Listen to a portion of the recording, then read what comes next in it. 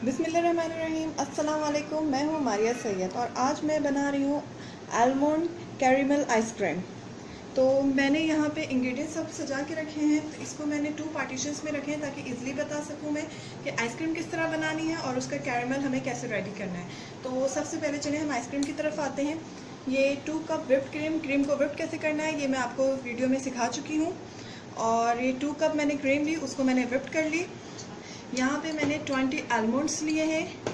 ये ज़ाफ़रानी रंग है जो मैं 1 चुटकी यूज़ करूँगी। ये 2 टीस्पून बटर है। यहाँ पे 1 कप कंडेंस्ड मिल्क जो होममेड है, इसके भी मैं आपको बनाना सिखा चुकी हूँ, आप मेरी वीडियो में देख सकते हैं। और ये ice cream container air pack container है जो हर घर में ही मौजूद होता है, तो आप ले लें, कोई भी एयर पैक कंटेनर होना चाहिए। अब आती हूँ मैं आइसक्रीम के कैरेमल हमें कैसे रेडी करना है। तो कैरेमल के लिए यहाँ पे 1 कप शुगर, ये मैंने 12 आलमंड्स लिए थे जिसे मैंने बिल्कुल देखें पीस लिया है, इस तरह से ये दरदरा सा रहना चाहिए। और यहाँ पे मैंने 2 टीस्पून बटर लिया है। तो आए अब हम चलते हैं अपनी रेसिपी की तरफ। सबसे पहले मैं आइसक्रीम के लिए कैरेमल बनाऊंगी। तो कैरेमल के लिए पैन गर्म हो चुका है, इसमें मैं ये शुगर जो है ये ऐड करूँगी और इसे मेल्ट होने तक इसे पकाती रहूँगी। यहाँ पे जो है कैरेमल की जो शुगर है वो देखें बिल्कुल मेल्ट हो चुकी है। अब जबकि ये थोड़ी थोड़ी गुठलियाँ नज़र आने लगेंगी शुगर की, तो इसको यहाँ पे हम मिक्स कर देंगे ऐसे, इसको देखें बिल्कुल। और इसी स्टेज पे अब यहाँ पे ये जो पिसे हुए मैंने आलमंड्स रखे थे इन्हें मैं ऐड कर दूँगी और चम्मच को चला दें, इसको मिक्स कर दें।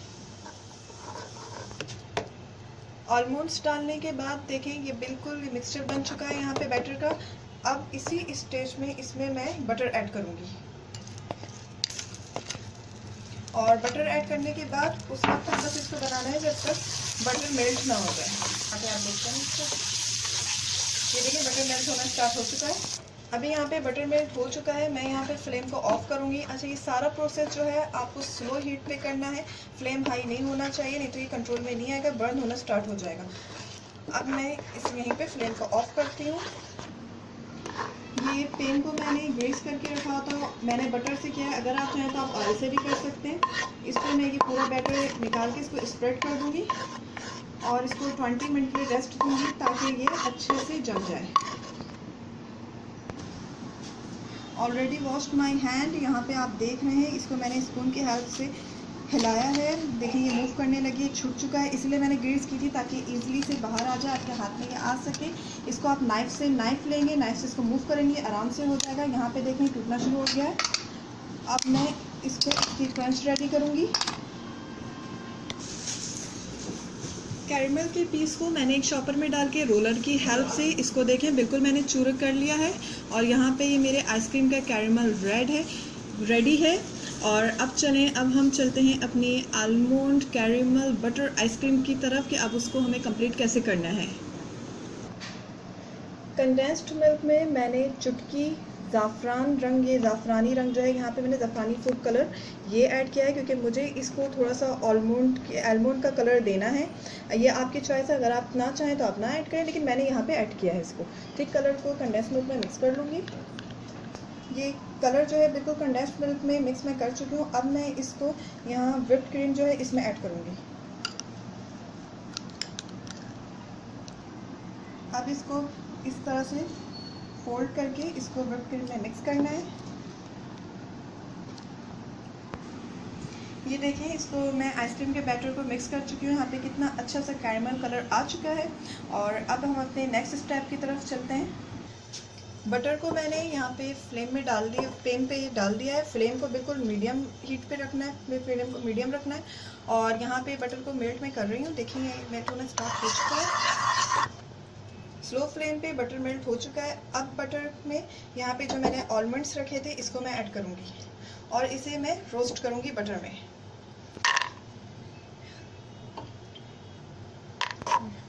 ये बटर में देखें ये आलमंड्स जो हैं ये रोस्ट हो रहे हैं।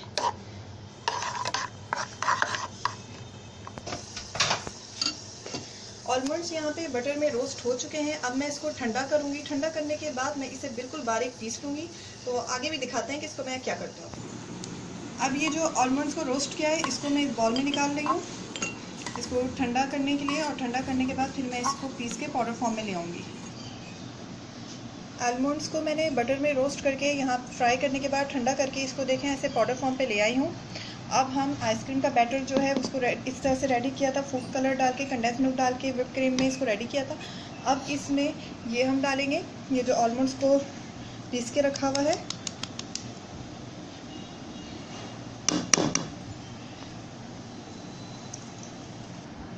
अब इसको भी ऐसे फोल्ड करके मिक्स करना है। अब यहाँ पे जो कैरेमल रेडी करके रखा है ये मैं ऐड करूँगी। थोड़ा कैरेमल मैंने अलहदा कर लिया जिसको मैं गार्निश के वक्त टाइम पे यूज़ करेंगे हम, और अब इसको यहाँ पे ऐड करना है।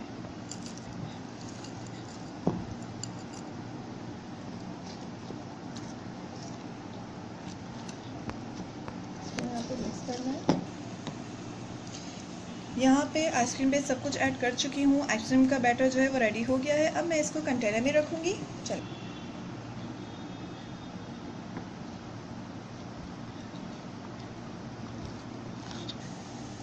अब इसको सेटल कर लें इससे, आइसक्रीम के बैटर को।